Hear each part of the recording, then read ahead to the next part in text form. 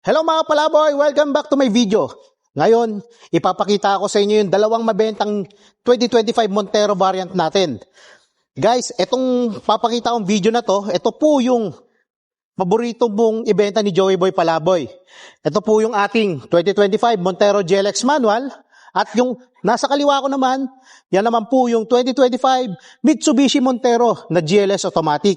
Guys, bibigyan ko kayo ng comparison video para sa dalawang unit na to. At ibibigay ko rin sa inyo yung promo natin, mapa-cash, bank PO, o di kaya bank financing transaction.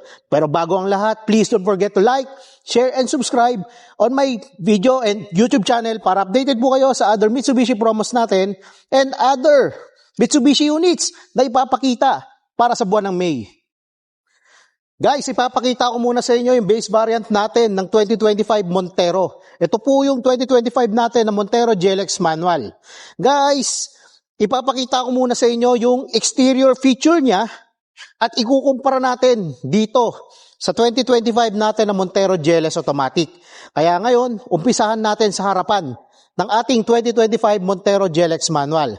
Guys, yung 2025 natin na Montero GLX manual, equipped po yan ng halogen projector headlamp, tapos naka-halogen din yung kanyang fog lamps.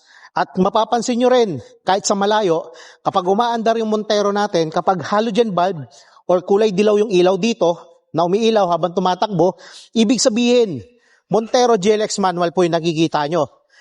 At ngayon, ipapakita ko sa inyo, itong 2025 natin na Montero GLS, ito po, naka-LED yung kanyang headlamps, projector po yan. Tapos LED rin yung kanyang DRL. Ganyan po yung ilaw niyan guys, kapag nakailaw yung LED DRL niya, at meron siyang LED na fog lamps, at LED rin yung kanyang active cornering light. Ngayon, ipapakita ko muna sa inyo yung video natin ng ilaw, kapag nakailaw po yung dalawang units natin, ng Montero GLS at yung Montero GLX manual. Ngayon, papailawin ko lang muna yung ating Montero GLX manual. Headlight on, tapos fog lamps on sa Montero GLX manual. At yung Montero GLS automatic naman natin, papailawin ko lang yung kanyang headlamps at yung fog lamps. Guys, yung Montero GLS natin na 2025 model, equipped ng illuminating light sa radiator. Yan, napapansin nyo, nakailaw yung dalawang unit. Headlight, pati fog lamps, kulay white sa Montero GLS automatic. Montero GLX manual, kulay dilaw yung ilaw niya. So, kayo na mamili kung anong unit yung kukunin nyo. Pero, kung mas practical, kunin nyo na yung Montero GLX manual. Ngayon, papatayin ko yung ilaw. Yan, headlamps off sa Montero GLS automatic. Naka-on lang yung fog lamps. Off ko na po lahat. Ayun, papatayin ko lang muna yung ilaw ng ating Montero GLX manual. Yan. Yun po yung pinagkaiba ng lighting system ng dalawang unit. Ngayon, ipapakita ko naman sa inyo yung sa grill po niya. Both units po natin, Montero GLS automatic and manual, equipped siya ng silver na front bumper garnish sa baba. Same wing, Montero GLS automatic. Pero sa radiator grill ng ating Montero GLS automatic, ito automatic natin, equip yan ng front camera para sa camera 360. Sa Montero manual natin, wala po yan. And then, ito, nadagdag sa ating Montero GLS automatic, equip po siya ng camera 360. Pero mamaya ipapakita ko sa inyo kung saan yung location ng dalawang camera sa side mirrors niya. So guys, dito mainit sa taas. Pero gagawa tayo ng video para updated po kayo sa mga comparison video natin sa dalawang variant ng Montero. Ngayon guys, ito, sa gulong, parehas po sila naka 18-inch na silver na alloy rims, both GLX manual at saka yung GLS automatic. Silver po yung kanyang kulay ng alloy rims. Tapos sa braking system, si Montero GLS manual and automatic, parehas po sila equipped ng ABS or anti-lock braking system. Yung wala lang kay Montero GLX manual, wala ho siyang brake assist. Si Montero Automatic, lahat ng Montero Automatic natin, equip yan ng brake assist.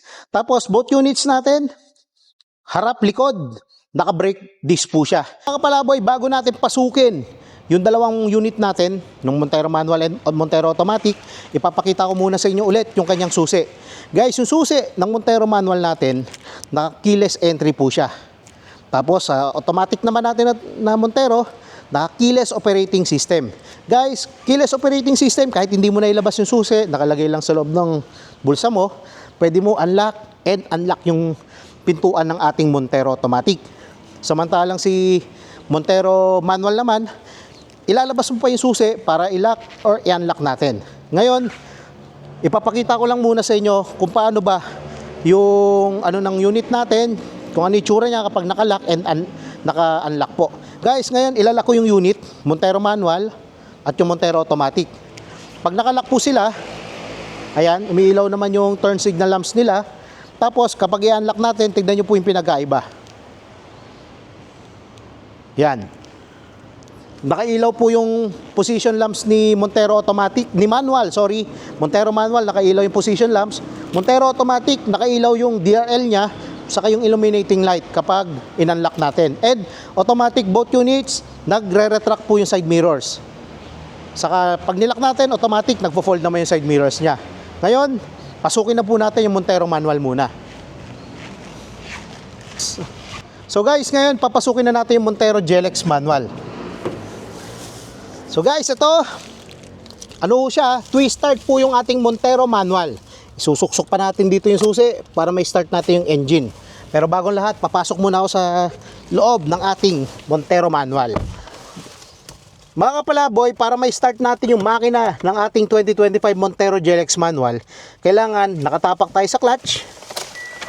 Tapos, twist na natin yung makina.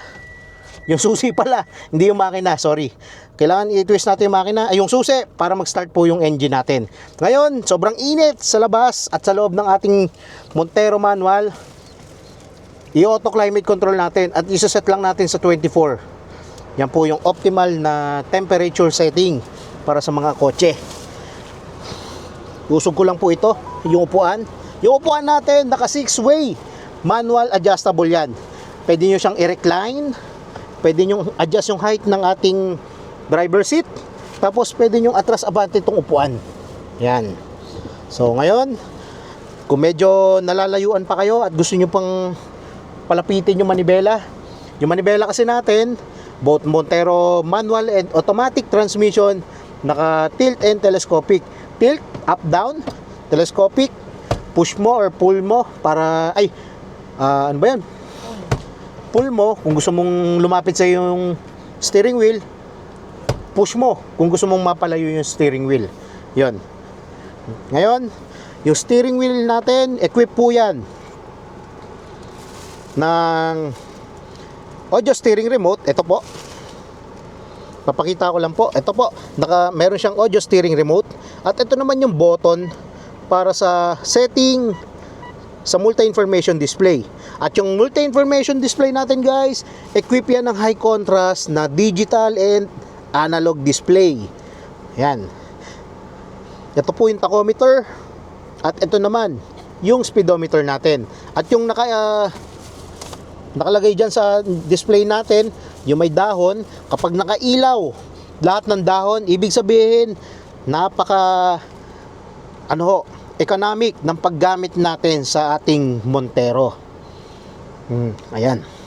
So ngayon guys, ito sa right side ng ating steering wheel ko, ito po yung control para sa cruise control.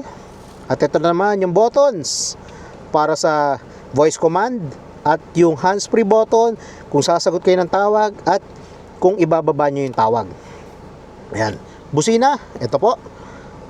Ito naman yung busina natin. And then guys, ito naman yung head unit ng Montero Manual. Yung Montero Manual natin guys, equip yan ng AM, FM radio station. Tapos, meron din siyang Bluetooth function. Ayan. At pwede kayo mag-connect ng USB data cable dito sa baba para magamit nyo naman yung USB file ng audio or video At pwede rin kayo mag-connect ng USB data cable para magamit nyo yung Apple CarPlay and yung Android Auto.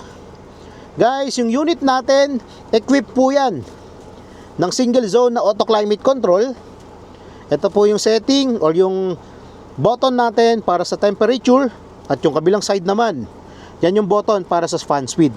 At kung pipindutin natin to, at ngayon nakailaw siya, nag-auto climate control kasi tayo. At ito naman yung lagi pong sinasabi ko sa client, yung lagi ko pong ina-advise na lagi po dapat nakailaw to para po yung hangin iikot lang po sa loob ng ating unit. Kasi kapag naka-off yan, yung hangin galing sa labas papasok po dito sa loob ng ating sasakyan. At etong button naman na to, ito po yung button para sa aircon sa likod. Papakita ko lang po. Ayan, yan po yung button sa likod natin. Ito po yung button para sa rear aircon control. Tapos guys, yung unit natin, equipped po ito ng 6-speed manual transmission. At yung reverse po niya, katabi ng Primera. Hindi po papasok ng reverse gear yan kung hindi nyo ipupush down. Pinupush down po kasi yan. Ito papakita ko lang. Yan. Pag pinush down natin, pwede nyo siya ipasok sa reverse. Kaya kapag nag-reverse tayo, ito po, mag-activate or mag-on yung ating reverse camera. Saka yung reverse sensor. So napakaganda na ito guys. Guys, papakita ko lang yung POV ko kapag dinadrive ko itong 2025 natin na Montero GLX manual. Ito po siya. Ito po yung nakikita ko ngayon dito sa unit natin kapag nakaupo ko dito sa driver side. Ayan. So sabi ng iba, masyado raw mataas yung hood. Kahit mataas po yung hood yan guys, mas maganda kasi makikita nyo pa rin po yung buong kalsada at yung nasa paligid ng sasakyan natin. At para maiwasan din natin yung tumutok ng tumutok po sa sasakyan sa harapan natin. At syempre para maiwasan din po natin yung mabangga or matumbok natin yung sasakyan na nasa harapan natin. Yan. So guys, ito pa. Yung Montero manual natin, equipped po siya ng lever type na handbrake. Ito po. Tapos yung kanyang mga sidings sa door handle, naka plastic trims po yan. Tapos ito po yung sidings niya, naka fabric. Yan. Tapos guys, yung seat material ng ating 2025 Montero GLX manual, naka high grade fabric seat po yan. Ngayon naka plastic po siya. Talagang bagong bago yung unit natin kasi naka plastic. Lahat po ng nire-release namin naka plastic po yan. Pwede ho namin i-request or pwede nyo i-request na wag alisin yung plastic kapag ito turn over sa inyo yung unit. Ayan. So ngayon, punta ho tayo sa second row. Papakita ko lang po kung ano yung pwede nating magamit or makita sa second row seat niya. Ngayon, papatayin ko na yung unit. Madali lang ho ito. Off nyo lang muna yung AC. Tapos off nyo na yung aircon. Check nyo muna kung naka-neutral. Neutral na. Neutral naman yan, sorry. At patayin na natin yung makina. Yan. Mga kapalaboy, nandito tayo ngayon sa second row. Ito po yung makikita nyo ho. Napakalinis. At maluwag po siya.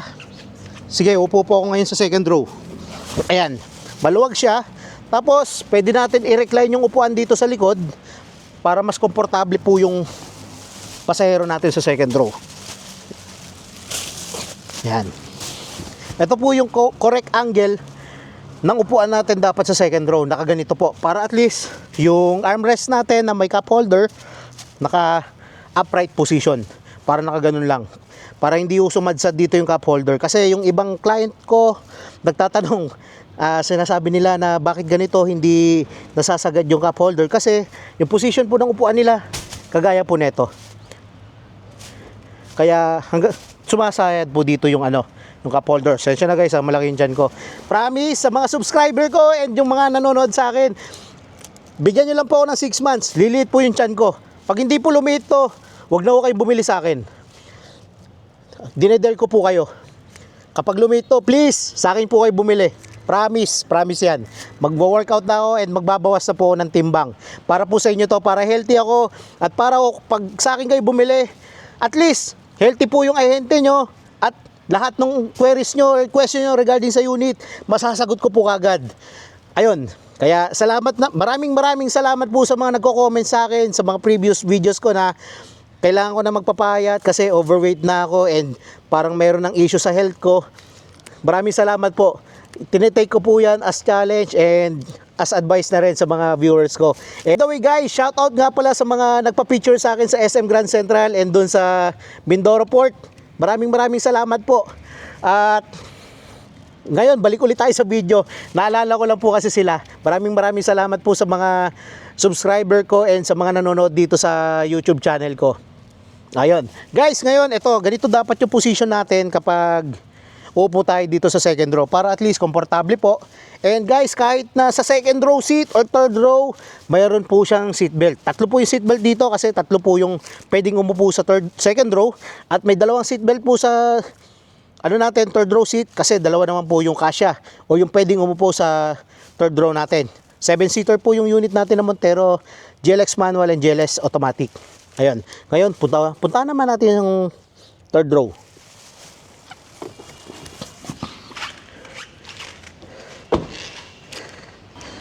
Guys, mga kapalaboy, nandito na tayo ngayon sa third row. And ito, napakaluwag po niya. Napakaluwag po kasi naka-flat po yung kanyang third row seat. Ayan, ganito po yung tsura niya kapag naka-flat po yung third row seats natin. Parehas po yan sa Montero manual and automatic variant natin. Napakaluwag. Saka marami po kayo makakarga. Unlike po sa mga upuan na naka-side fold, medyo konti lang kasi meron kaming unit na naka-side fold po yung upuan. Medyo limited lang rin yung kaya niyang ikarga. And ngayon, napakalinis ng unit natin. At yung mga tools, organized po yan. Dahil dito po yung storage ng mga tools natin. And yan, nandyan po yung hydraulic jack niya. At dyan din natin ilalagay yung pouch ng mga tools natin o yung basic tools. Dito naman yung additional storage natin. At ito naman yung access natin para sa spare tire. Yan. Dito natin bubuksan yung or tatanggalin pa natin tong cover na to para mababa natin yung spare tire natin.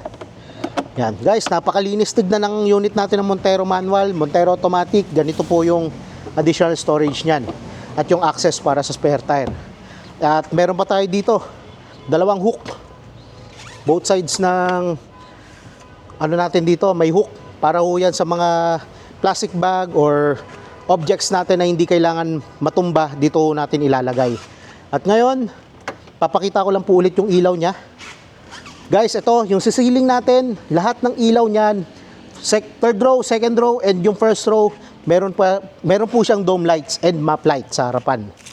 And last, meron 12 volts power outlet dito para kung gusto nyo mag-charge or gumamit ng air pumps, dyan nyo po isasaksak. Guys, ipapakita ko lang yung tail lamps natin kapag nakailaw po siya. Pailawin ko na lang po dito. Ayan po, ganito yung ilaw ng tail lamps natin. Parehas po sila ng Montero GLS automatic. Parehas sila ng ilaw. Ano ho yan? Naka-combination ng LED saka halogen. Kasi yung naka-halogen natin na bulb, yun po yung turn lamps. And yung LED, position lamps, and yung brake lamps niya. So napakaganda, napakaliwanag. Madidistinguish mo kaagad na Montero yung nasa harapan mo dahil sa kanyang ilaw. Ngayon, dito naman tayo sa Montero GLS automatic. Ipapakita ko lang po muna sa inyo yung kanyang interior. So ngayon guys, tara, silipin natin. Tara na! Mga kapalaboy, ngayon sisilipin naman natin yung interior ng ating 2025 Montero GLS automatic. Guys, ipapakita ko muna sa inyo yung head unit niya. Ito po, napakalaki ng head unit niyan. Mas malaki siya compare po sa Montero manual.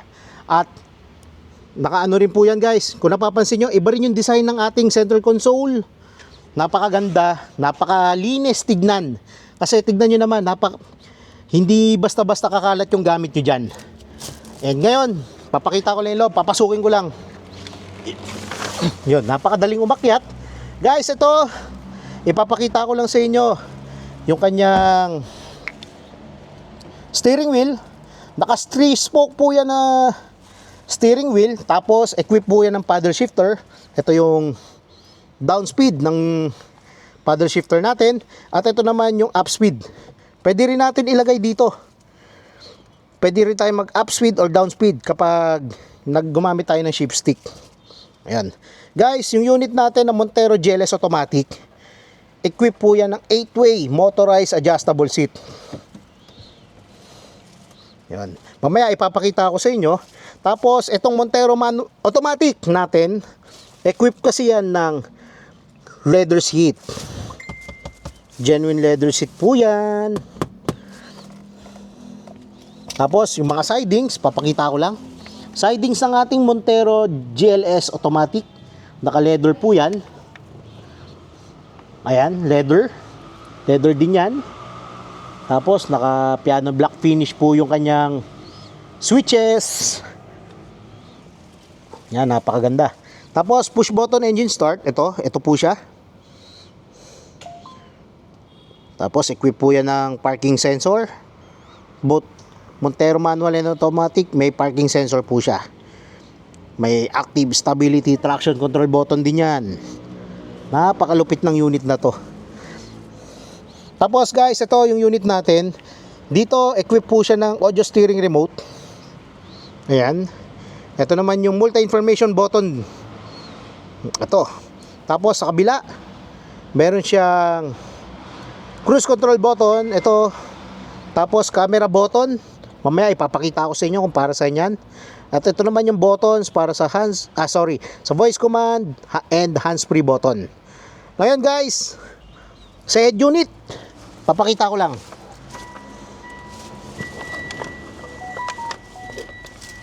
Papakita ko lang po.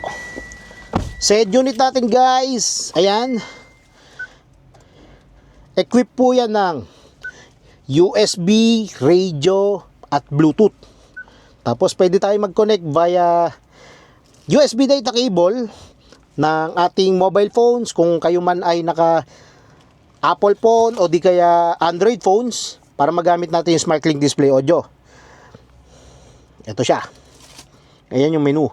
Tapos kung wala tayong mobile data at may gusto tayong puntahan na lugar, meron siyang TomTom navigation map. Ito po yan.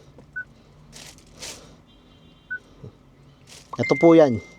Magagamit nyo po yan kapag nasa remote areas kayo dahil updated naman po siya. Yan. Reliable din po yan guys. And then sa aircon controls natin, naka single zone na auto climate control. Ito po yung controls po niya. Ito po yung AC para ma-on natin yung compressor.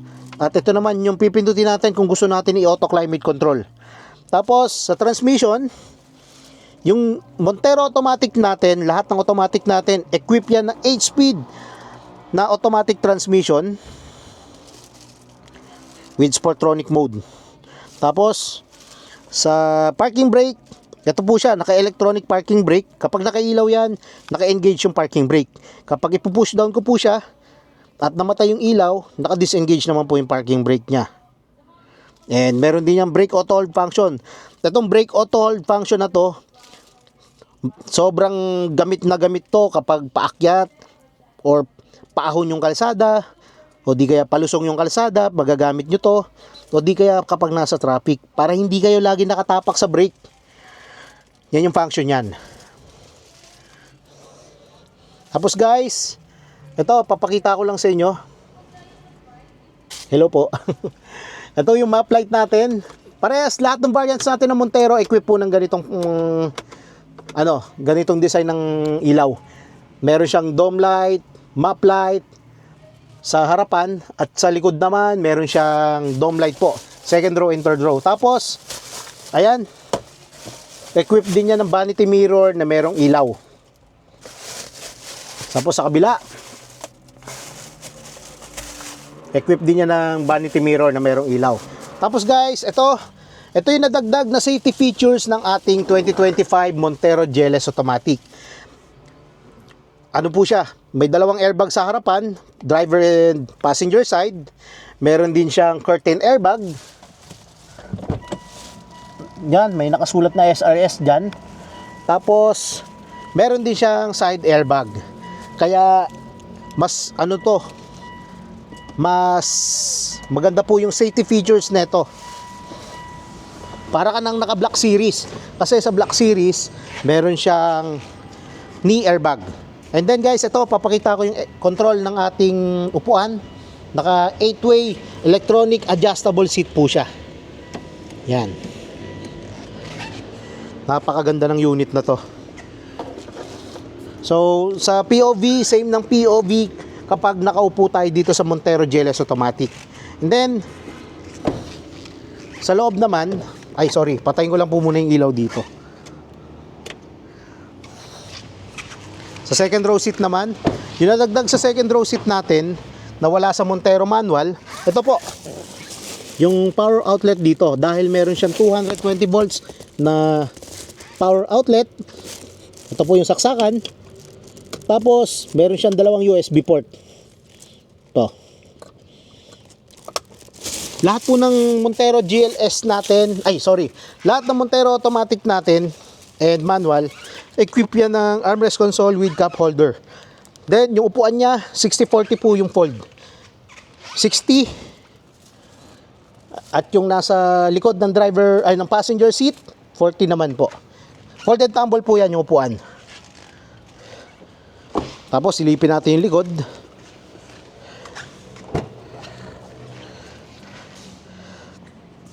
Mga kapalaboy, sa likod, ito naman yung makikita nyo. Parehas lang siya ng Montero GLX manual natin.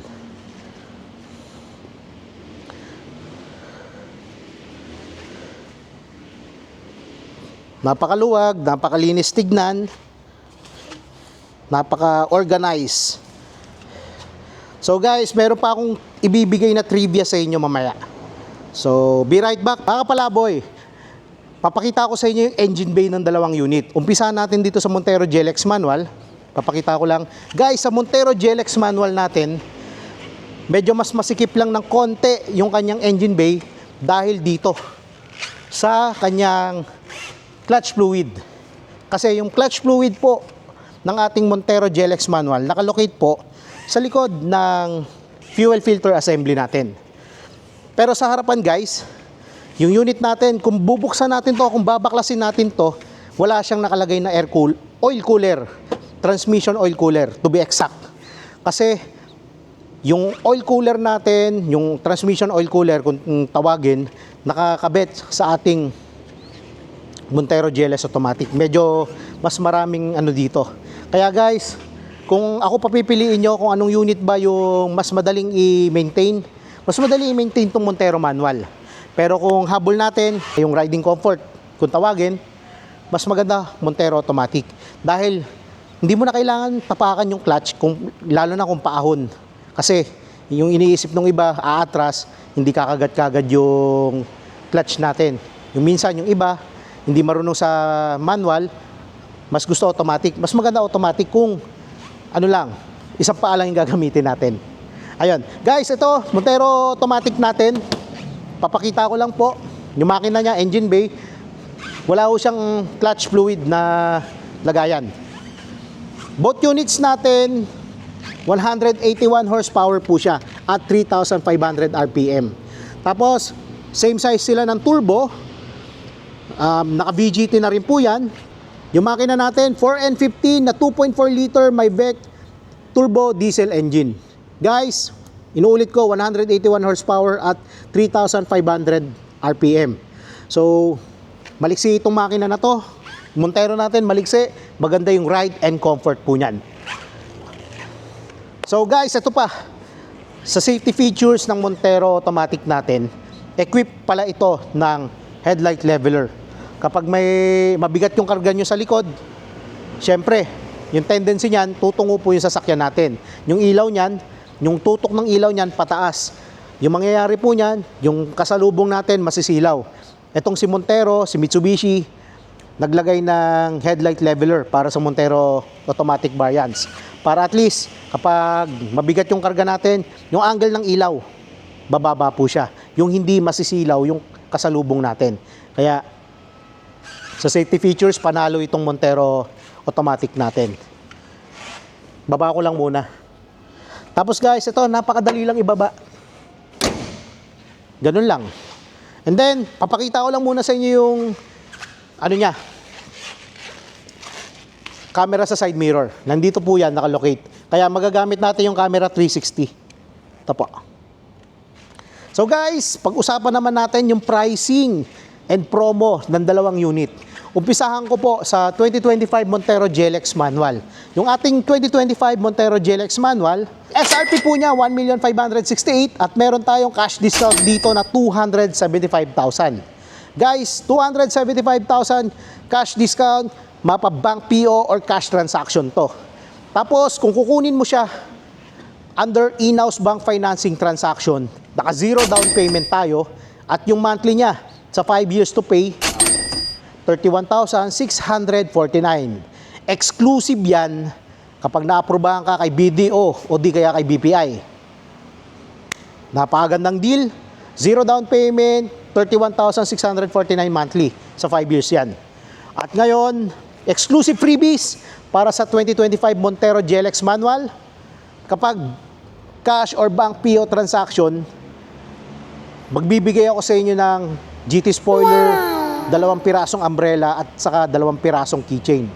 Kung under bank financing transaction naman, take note, bank financing transaction, marami tayong freebies. Kasi guys, yung mga freebies na to, yung pwede kong kitain, kino-convert ko po as freebies kay client para sa akin na po kayo mag-avail. Yung mga freebies ko kasi dito, meron tayong GT spoiler, mag swap upgrade, slim fender flare. Meron din tayong ano dito guys, deep dish matting, Bosch Europa horn.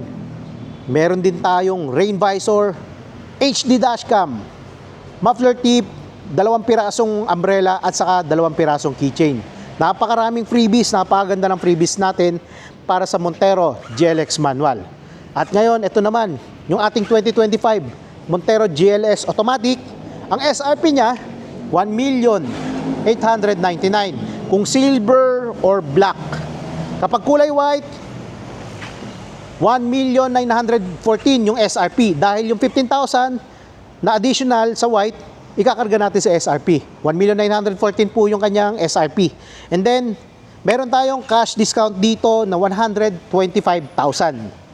Guys, kapag kinuha natin to sa cash transaction or bank PO transaction, meron tayong exclusive freebies pa rin, gaya ng GT spoiler, umbrella, at saka keychain. Guys, kung gusto natin kunin under bank financing transaction naman, 99,000 down payment, tapos may free 1 month. Exclusive po yan kapag na-aprobahan tayo kay BDO o di kaya kay BPI.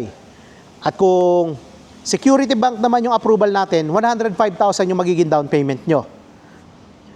Tapos, exclusive freebies kapag bank financing transaction, magbibigay ako ng GT spoiler, deep dish matting, slim fender flare, Bosch Europa horn, HD dashcam, rain visor, hood emblem, muffler tip, 2 pirasong umbrella at saka 2 pirasong keychain.